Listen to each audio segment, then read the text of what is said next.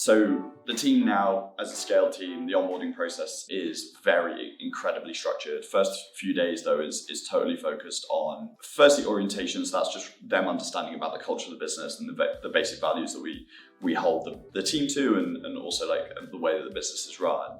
And then the next 2 days are pretty much completely focused on our personas and who we sell to. So we want to educate our new salespeople on what the goals, the people in our space and our potential prospects are, so that way when we start teaching about the product, we can relate it back to the goals that the prospect has and the pains and challenges that the prospect has as well, which is a much better way of training salespeople as opposed to what we did when we first started, which is spend a day just talking about the product and then afterwards start talking about the values. So yeah, we focus, most of the start of our onboarding is really focused on the persona that we sell to.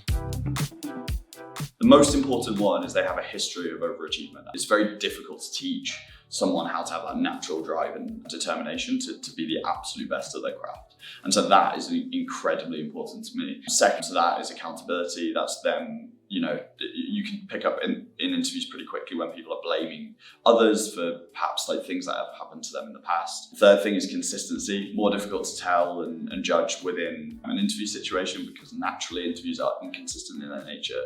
But really you're looking at, we ask a lot of questions again about their experiences so far. Then I'd say the final piece is just work ethic. It's just, like how hard are they willing to work?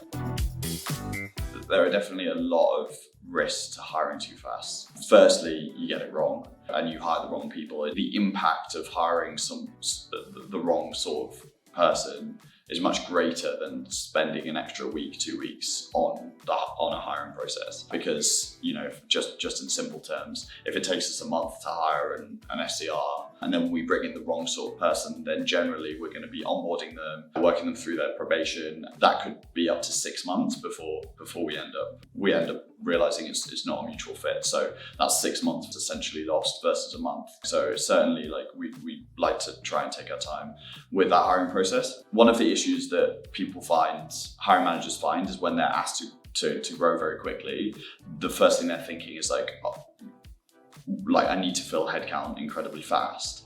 And when you're trying to fill headcount incredibly fast, you can be tempted to lower your standards in terms of the hires that you make.